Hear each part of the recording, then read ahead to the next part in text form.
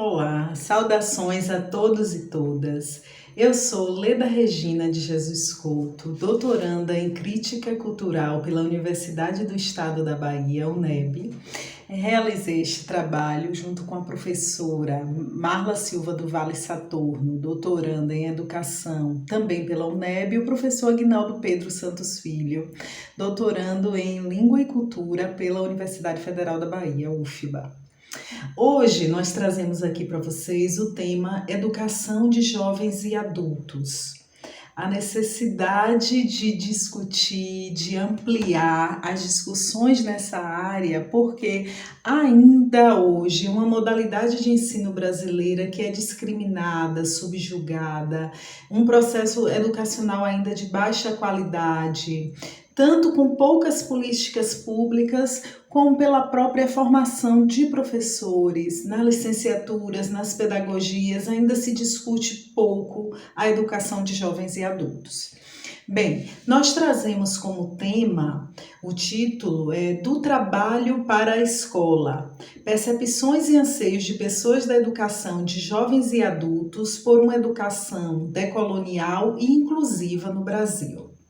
Bem, vamos voltar um pouco sobre a história da educação de jovens e adultos no Brasil. A gente sabe que ela tem uma força maior nas décadas de 50 e 60.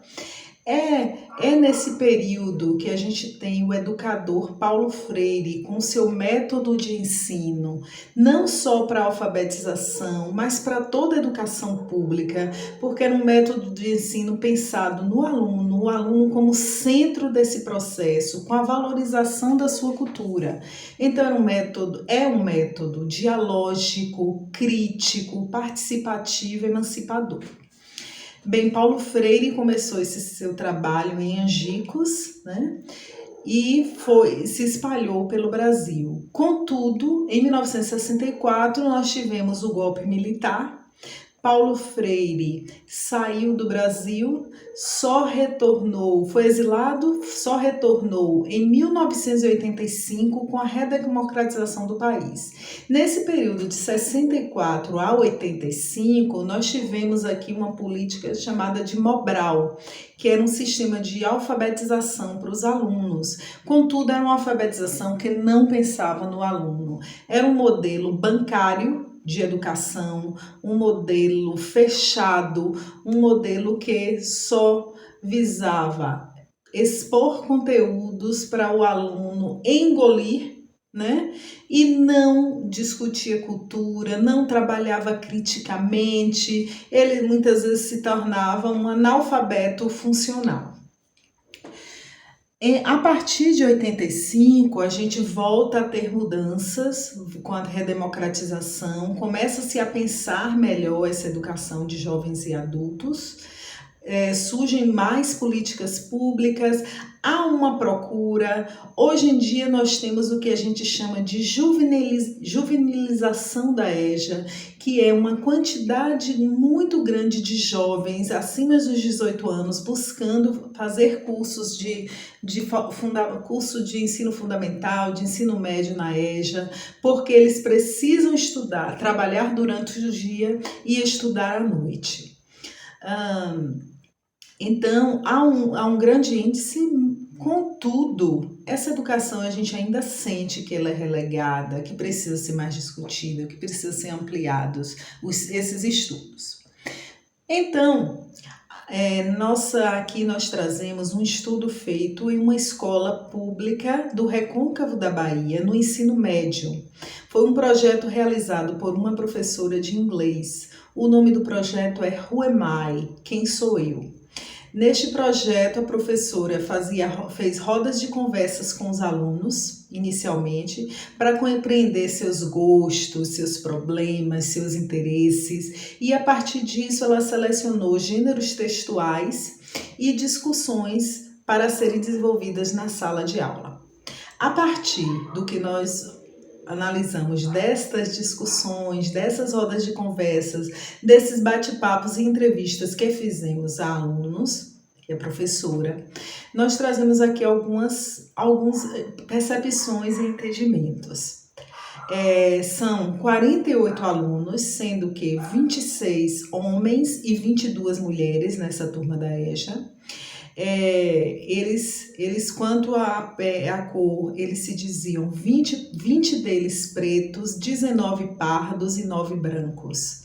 A gente percebe aí a força que teve a nossa colonização e a escravização dos negros aqui no Brasil. Então, até hoje, a gente ainda tem uma maioria de estudantes pretos na EJA, nesta escola e em outras escolas da educação brasileira. Então, a gente ainda precisa fazer uma reparação histórica com essas pessoas negras que foram escravizadas e sofrem até hoje por esse sistema escravocrata. Além disso, desses alunos, 26 são moradores da zona urbana e 22 moradores da zona rural. Esses educandos da zona rural, eles disseram a gente as dificuldades que passavam para vir para a cidade estudar, porque no campo não existe educação de ensino médio para a EJA.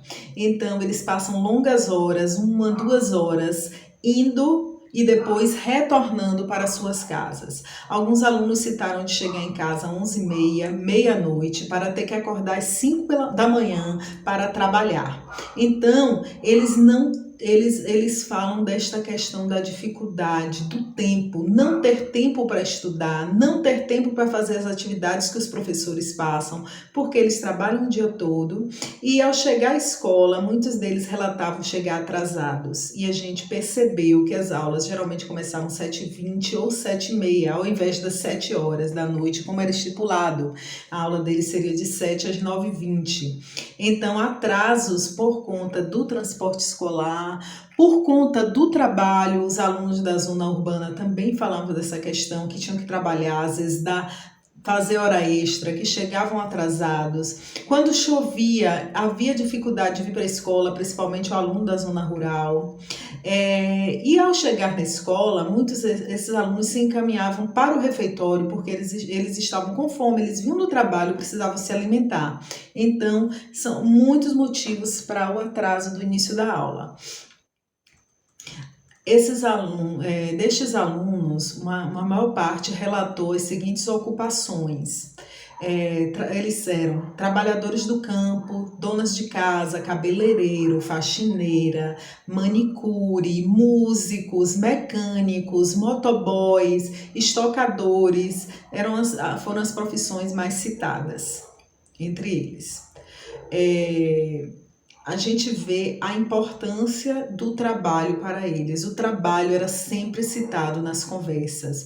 O trabalho, a gente pode dizer que é um tema gerador para a educação na EJA. Não dá para pensar uma praxis pedagógica sem pensar no trabalho, porque o aluno, antes de ser aluno, o aluno da educação de jovens e adultos é um trabalhador-aluno.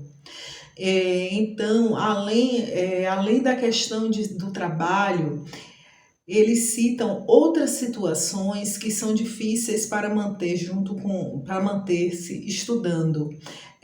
O desemprego, a fome, violência doméstica, machismo, violência social, violência psicológica, prisão. Então, são muitos motivos que expulsam esses alunos da escola. A gente não pode dizer que eles são evadidos, eles são expulsos, porque eles não querem sair da escola, mas eles precisam sobreviver, eles precisam se alimentar, eles precisam trabalhar e muitas vezes não dão conta de ir à escola e fazer essas outras atividades. Após essas discussões, essas rodas de conversa com a professora, foi feita uma produção textual. 40 dos alunos fizeram produção em língua inglesa, 8 alunos preferiram fazer na língua materna, na língua portuguesa. Mas o que nos interessa? Quais eram os temas que perpassavam essas discussões? Todos os alunos citaram o trabalho. Então a gente volta a essa discussão. O trabalho é muito importante, o trabalho é tema gerador. A gente tem que pensar no trabalho destes alunos nessa construção de conhecimento. Outro tema era a educação. A maioria citou a educação, a importância da escola, a escola onde estudavam, o que queriam ser, o que fazer com essa educação, a importância da educação. E um tema que muito nos interessou também era o senso de pertencimento desses alunos. Esses educandos, a maioria citavam de onde vinham, o que faziam, a cultura da sua comunidade, o que eles desenvolviam, o trabalho feito lá, as festas, as dificuldades, a união, a religião dentro da comunidade. Então, a comunidade sempre é um tema recorrente. Então, voltamos, precisamos trazer a comunidade para a escola e levar a escola, abrir as portas da escola para essas comunidades. Os alunos, ao falar também da escola, alguns citaram não gostar de estudar, ter dificuldades. Isso é algo que precisa ser pensado. Por que eles não gostam? Qual é essa dificuldade? Eles citaram a falta de acesso à leitura, uma leitura mecânica, de decodificação, uma leitura que não é crítica, dificuldade de interpretação, uma falta de acesso a vocabulários, a linguagem. Então, e as dificuldades em si de transporte, a dificuldade de chegar à escola.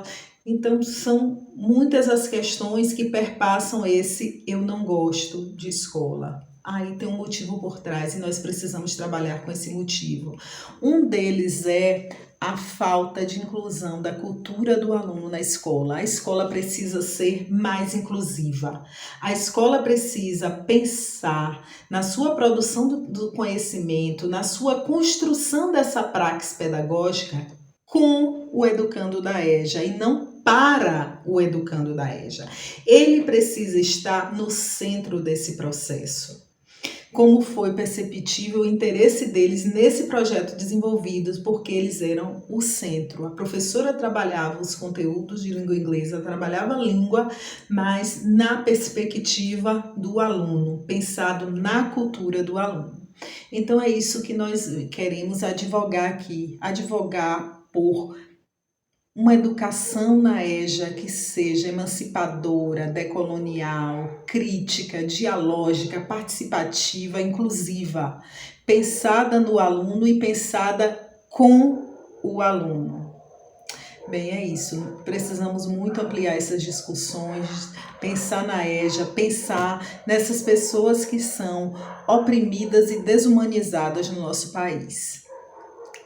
Bem, fica aqui o nosso pensamento, a nossa necessidade de mais discussões. Fico muito grata a vocês. Obrigada pela participação, obrigada por estar neste evento.